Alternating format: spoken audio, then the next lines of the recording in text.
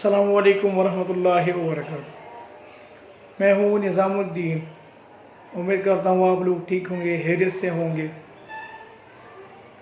آج جس ویڈیو پر میں ریئیکشن کرنے جا رہا ہوں وہ ہے مولانا طارق جمیل صاحب کا بیان، وضو میں رہنے والا شخص، شیطان کا دشمن کون ہے؟ تو یہ سب اس ویڈیو میں موجود ہے۔ تو آئیں چلتے ہیں ویڈیو کی طرف، ویڈیو کو آخر تک دیکھیے۔ 5 نمازیں ہیں، 30 روزے ہیں، زکوٰۃ اور حج مالداروں پر ہے۔ نماز ہماری بیس ہے، نماز کے بغیر معاشرے کی بنیاد نہیں بن سکتی۔ کسی حال میں بھی نماز معاف نہیں ہو سکتی۔ 14-15 صدی میں اگر نماز کی گنجائش مجھے نظر آتی ہے تو کربلا کے میدان میں حسینی قافلے کی نظر آتی۔ نہ پڑھو، تلواریں برس رہی ہیں، چند گھڑیاں باقی ہیں گردنوں کے کٹ جانے میں۔ اب نماز پڑھو یا نہ پڑھو، گردن کٹنے والی ہے۔ اس کے باوجود امام عالی مقام نے زہیر آپ کے رائٹ سائڈ پر جھنڈے بردار تھے، ان کو اشارہ کیا کہ یہ شمر سے کہو نماز پڑھنے دو۔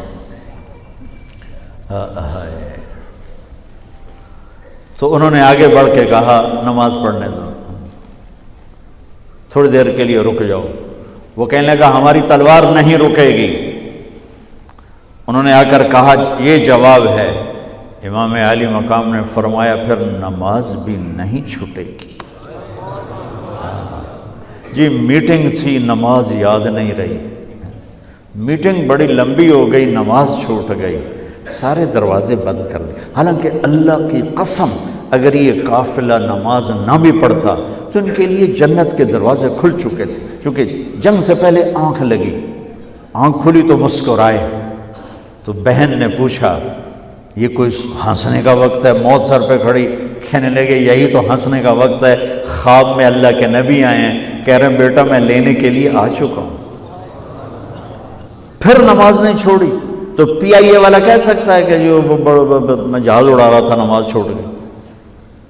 ارے بھائی پوچھو علماء سے سفر میں کیسے پڑھنی ہے، آسانی کر دی، چھوٹی کر دی، معافی نہیں ہے۔ اگر معافی ہوتی تو اس حسینی قافلے کو ہوتی۔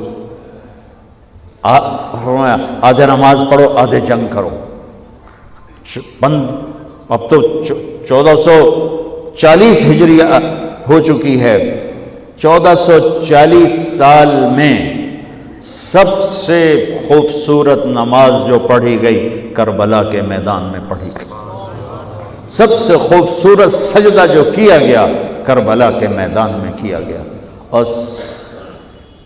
زمین نے بھی کیا فخر کیا ہوگا، کربلا کی زمین نے، کہ آج کون ہیں جن کے ماتھے میرے اوپر ٹک کر یوں لگ رہے ہیں جیسے ٹیکا میرے ماتھے پہ آ گیا۔ جب سبحان رب الاعلیٰ کی صدا گونجی ہوگی تو زمین کی 7ویں تہ بھی ٹھنڈی ہو گئی ہوگی۔ تو میرے نبی کا نواسا ہمارے لیے دروازے بند کر کے جا رہا ہے۔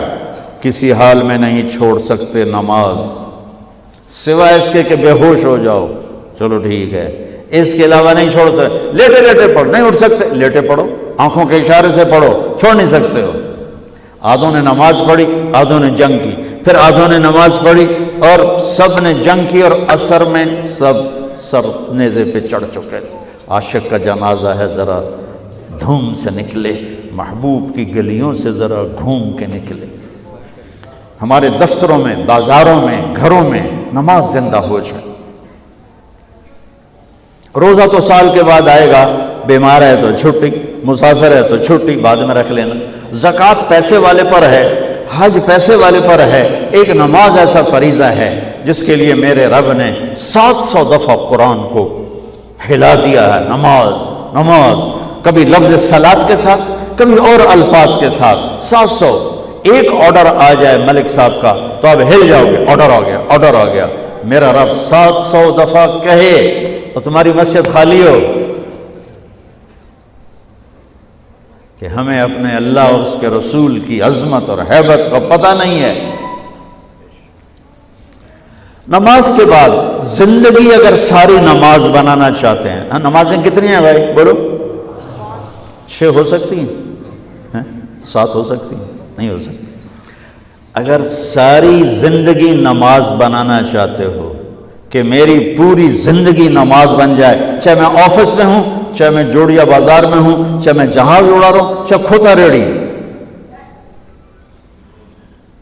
ایک حدیث سناتا ہوں، صرف ایک حدیث، اس ایک حدیث پہ عمل ہو جائے تو ساری زندگی عبادت بن جائے گی، ساری زندگی بندگی بن جائے گی۔ میرے نبی نے فرمایا اربع اذا کانت فیک، کہ میری امت 4 باتیں لے لو۔ میں قربان جاؤں، میرے نبی بڑے بڑے وظیفے نہیں بتاتے تھے، اپنی امت کو مشقت میں ڈالنے سے بچتے تھے، چھوٹے چھوٹے وظیفے بتاتے۔ ایک صحابی ہے، یا رسول اللہ تنگی ہے رزق کی، کوئی وظیفہ بتائیں۔ کتنے لمبے لمبے وظیفے لوگ پڑھ رہے ہیں کہ کاروبار کھل جائے اور روزی بڑھ جائے، کتنے لمبے چوڑے، کتنے کتابوں میں ایڈے ایڈے بڑے وظیفے لکھے پہ، پڑھ انجی مندہ بڈھا ہو جائے۔ میں قربان جاؤں یا رسول اللہ آپ کی شفقتوں پر، آپ کی رحمتوں پر، سنو یہ کرو، میری بات نہیں ہے، میرے نبی کی بات ہے۔ تجربے کی وجہ سے کرو گے تو کچھ نہیں ملے گا، یقین سے کرو گے تو دروازے کھلتے دیکھو۔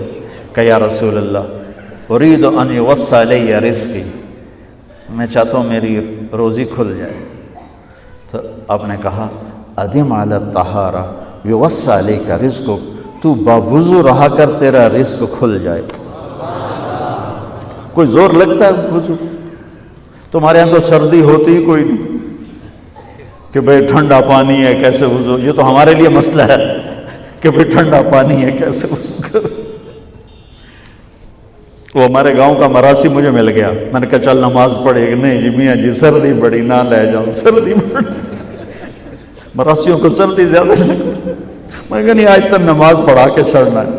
میں اس کو لے کے جب وہ ٹوٹی پہ بیٹھا نا، جو ہی ہاتھ پہ پائے، اوہ حالے ہو ٹھنڈا پانی، اوہ حالے ہو ٹھنڈا پانی۔ تمہارے لیے تو یہ مسئلہ بھی نہیں کہ ٹھنڈا پانی۔ میرے نبی کی یہ سارا مجمع لے لو، یہ اوپر مستورات لے لیں، ادم علی الطہارہ یوسع علیک رزقک، میرے نبی نے فرمایا باوضو رہنا شروع کر دے، اللہ تیرا رزق کھول دے گا۔ اب یہ اللہ رسول کی آپس کی بات ہے تو میری بات ہوتی تو دیوار پہ مار دو، تجربہ کرو۔ نبی کی بات کو تجربہ کر کے نہیں کرتے، یقین کے ساتھ کرتے ہیں۔